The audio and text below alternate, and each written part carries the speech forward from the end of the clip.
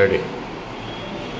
গত ৩রা এপ্রিল ২০২৫ তারিখে মহামান্য সুপ্রিম কোর্টের নির্দেশে গ্রুপ ডি গ্রুপ সি যারা আমাদের শিক্ষাকর্মী রয়েছেন তারা চাকরিচ্যুত হয়েছে। দুর্ভাগ্যজনক, যোগ্য অযোগ্য আমরা জানি না, তারা চাকরিতে আর নেই এই মুহূর্তে ৩ তারিখের পর থেকে।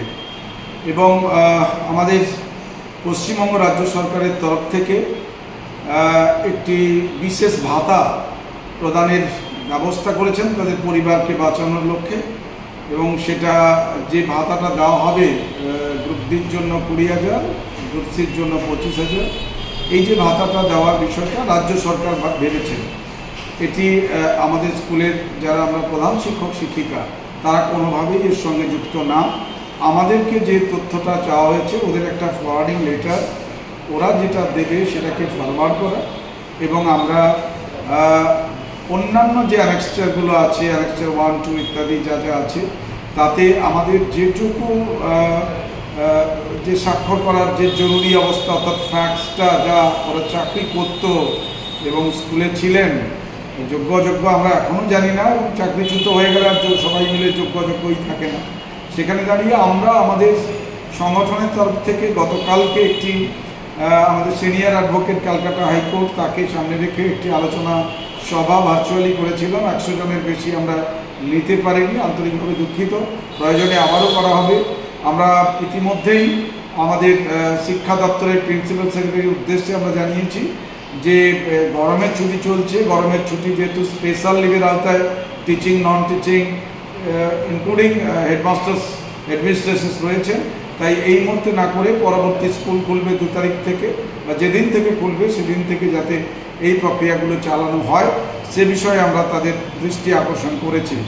আমরা আরও যে কথা বলবো, আমাদের সদস্য প্রধান শিক্ষক শিক্ষিকাগণকে কোনো রকমের কোনো রেকমেন্ডেশন আমরা দিতে পারি না। আমরা কাউকে রেকমেন্ড করার কোনো অধিকারী নই, আমরা অ্যাপয়েন্টিং অথরিটি নই, জিডিও নই। যা কিছু করার মধ্যশিক্ষা পর্ষদ কিংবা জেলা বিদ্যালয় পরিদর্শকগণকেই করতে হবে। এক একটা জেলায় এক এক ধরনের নির্দেশ আসছে, কেউ লেটার হেডে দিচ্ছেন, কেউ সিম্পল হোয়াটসঅ্যাপ মেসেজ পাঠাচ্ছেন, এগুলো কাঙ্ক্ষিত না। আমরা সে বিষয়েও শিক্ষা দপ্তরের দৃষ্টি আকর্ষণ করেছি। আমরা জানিয়েছি কোনোভাবেই যা যা গেজেট নোটিফিকেশান হয়ে ক্যাবিনেটের সিদ্ধান্ত অনুযায়ী যে কাজ লেবার ডিপার্টমেন্ট করছে সেই কাজের সঙ্গে আমরা যুক্ত নই। আমরা সহানুভূতিশীল আমাদের সহকর্মীদের প্রতি, তারা ভাতা পাক, আমরা যেমন মাইনে পাই, এক্ষেত্রেও আমাদের আপত্তি নেই। কিন্তু আমাদের আপত্তির জায়গাটা আমরা কাউকে রেকমেন্ড করার বডি নই, রেকমেন্ডিং বডি নই। আমরা কাগজপত্র ফরওয়ার্ড করা, যেটুকু যা কাজ আছে সেটুকুই করা, এবং এই নির্দিষ্ট সময়ের মধ্যে অর্থাৎ এই আজকে করুন কালকে করুন এরকম করে ডিআই সাহেবরা চাপ দেবেন না। শিক্ষা দপ্তরের কাছে অনুরোধ, আপনারা এই কাজ করবেন না। গরমের ছুটিতে আমাদের আউট অফ স্টেশন রয়েছে, আমরা সে কথা শিক্ষা দপ্তরকে জানিয়েছি। মেডিকেল ইস্যুর জন্য, পার্সোনাল কাজের জন্য অনেকেই নেই, স্কুলে শিক্ষাকর্মী নেই, শিক্ষক মহাশয়ও বাইরে রয়েছেন।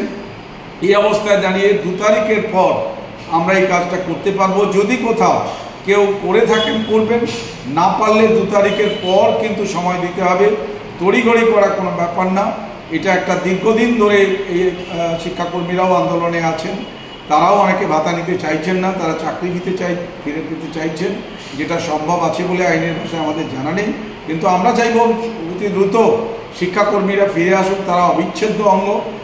কারণ শিক্ষক শিক্ষিকা যদি ৩১শে ডিসেম্বর পর্যন্ত এক্সটেনশন পেয়ে থাকে, মধ্যশিক্ষা পর্ষদ তার আরেতে সেই তথ্য জানায়নি। আমরা যে কারণে অনুরোধ করব, আবারও অনুরোধ করব সরকারের কাছে, শিক্ষা দপ্তরের কাছে, এক্সটেনশন করুন। যাবতীয় ব্যাপারে যা করছেন আমাদের কোনো বিরোধিতা নেই। আমাদেরকে দিয়ে এমন কোনো কাজ শিক্ষা দপ্তর যেন না করার সাহস পায়। বিদ্যালয়ের